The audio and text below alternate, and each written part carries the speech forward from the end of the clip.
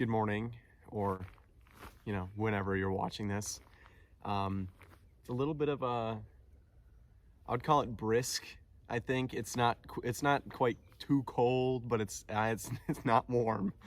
So it's pretty brisk. I got my gloves with me just in case. But today I kind of just wanted to talk about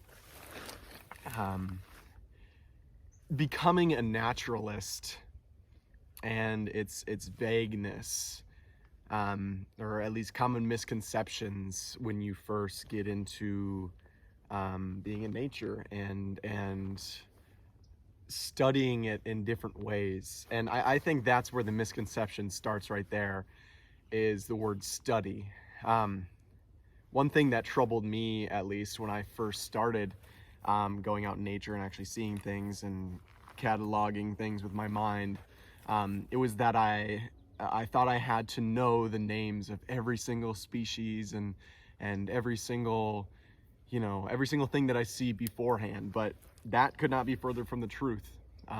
I've probably been going on nature walks, and I would consider myself a naturalist for about 2 months now, and I could probably only name, just from looking around, I could probably only name like 2 species out here, like 2 or 3. But that doesn't mean that I don't know them. That doesn't mean that I don't know the species itself. I just don't know it by name. For example, I can catalog it in my mind that this certain plant or this certain animal is in this location. But again, you don't have to know the names to everything. You don't have to put a name to everything, because straight up, the visuals are not only easier, but they're more practical.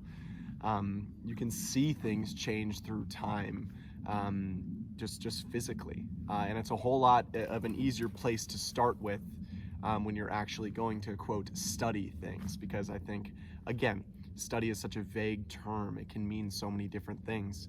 And that kind of leads me into my next point, which is the word naturalist can mean so many different things. There are certain naturalists who focus on studying insects. There's certain naturalists who focus on studying trees, and there's so many things and so many areas of focus in nature that it's almost it almost seems too broad of a subject to focus on right away. And again, I think that couldn't be further from the truth. I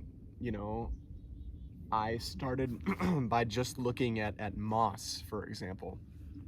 The first time I went out, it was to go moss hunting, quote, quote, and I ended up falling in love with everything else, including the moss, but just seeing everything. And so, again, a common misconception I want to say is, you don't have to focus on one area. If you do, if you want to hyper focus on insects or hyper focus on different plants in the area, go for it.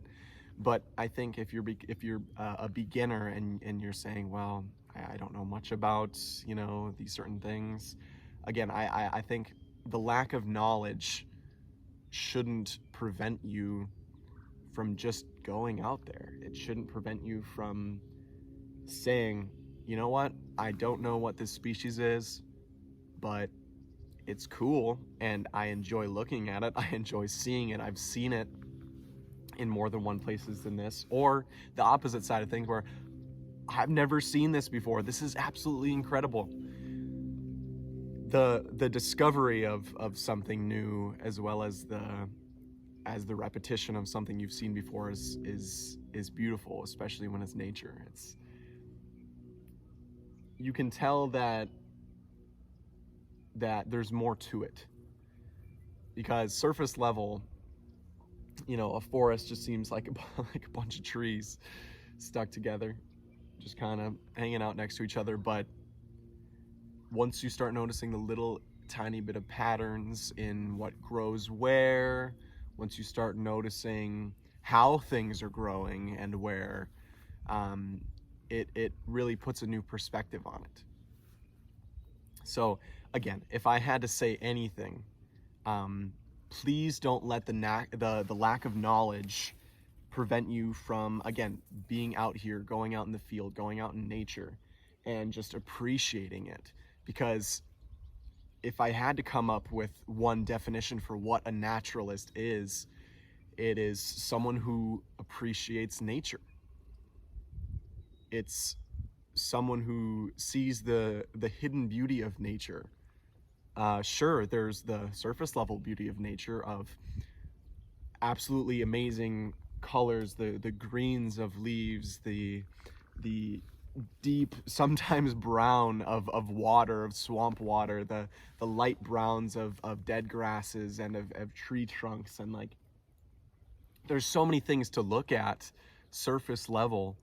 And once you discover that, once you initially discover how beautiful nature is on the outside, you start to notice the intricacies, and you start to notice the inner workings of these beautiful things. You start to notice that, hey, sometimes certain vines and certain plants climb up trees, and you start to notice them. You start to see them more. And you kind of think to yourself, oh, all these things are just appearing now. Like I had never seen this before. And that's because you're noticing them. That's because now you're taking that mental catalog and just adding to it every single time you're out. And to me, that's the most beautiful thing, is that there is no one way to approach it. You have to discover what you love about nature. You have to discover what you love about the outside world and embrace it. I wouldn't say commit to it. You have no obligation to be in nature. But to me and to a naturalist, they would say, who wouldn't want to be in nature? Who wouldn't want to embrace everything that nature has to offer? So after this video, I hope that you know that there's so many different ways of doing what you love. There's so many ways of embracing what you love. And nature has so much more to offer than the surface level beauty that it has.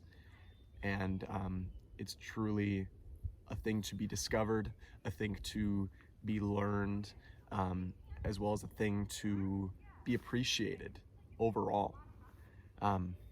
Thank you guys so much for joining me again on this brisk day. And I hope you check out my other videos where I do my actual nature walks, where I talk about that inner beauty, and I also admire the outer beauty of nature as well. Peace out, guys.